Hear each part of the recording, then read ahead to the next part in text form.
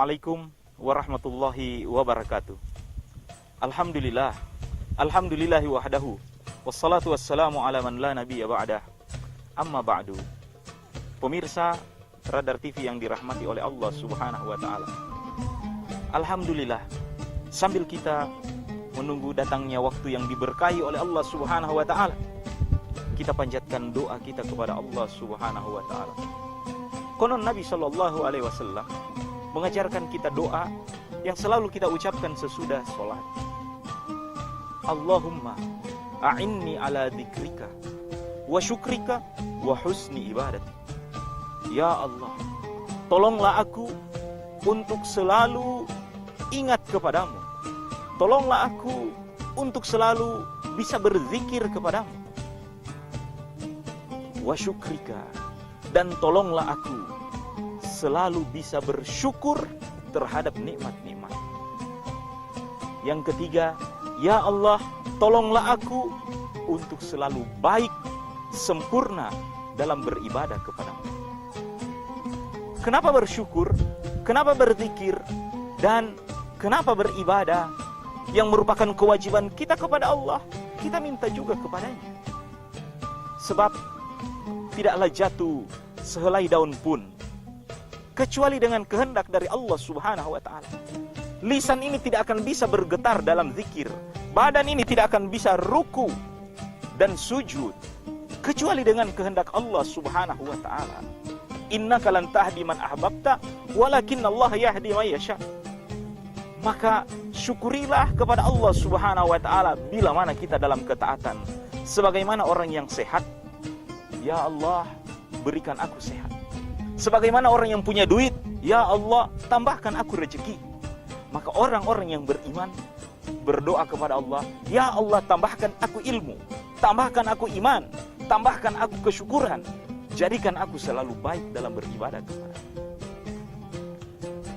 Pemirsa Radar TV yang dirahmati oleh Allah Subhanahu wa taala, banyak orang berdoa kepada Allah Subhanahu wa taala. Namun banyak yang tidak mengetahui adab-adab bagaimana seharusnya dia berdoa. Padahal berbicara tentang doa, ada waktu-waktu yang dijawab dan diijabah oleh Allah Subhanahu wa taala. Namun ada juga adab dan perilaku yang menyebabkan doa itu tidak diterima oleh Allah Subhanahu wa taala. Bukannya Allah Subhanahu wa taala tidak mendengar. Allah mengetahui si fulan berdoa. Namun ada satu perbuatan yang dia lakukan yang menyebabkan doa itu batal dan tidak diijabah oleh Allah Subhanahu wa taala. Lantas perbuatan apa yang menghalangi doa itu tidak diterima oleh Allah Subhanahu wa taala? Yang pertama, makanan yang haram. Dalam sebuah hadis Nabi SAW menceritakan bagaimana seorang dalam perjalanan sudah kelaparan, bajunya compang-camping, rambutnya aut-autan. Dia berdoa kepada Allah. Wa kaifa tastajibu lahu, kata Rasulullah. Bagaimana doanya mau diterima? Ta'amuhu min haram, makanannya dari haram. Wa malbasuhu min haram, pakaiannya dari hal yang haram. Fa anna yustajabu lahu, dari mana Allah akan mengabulkan doa? Disinilah para ulama mengatakan sebab terhalangnya seseorang di dalam berdoa dan beribadah kepada Allah Ta'ala bila mana masih ada makanan haram, bila mana masih ada pakaian yang haram, kendaraan yang haram. Ittaqullah walau bisyikit tamar. Takutlah kepada Allah walaupun cuma satu butir kurma.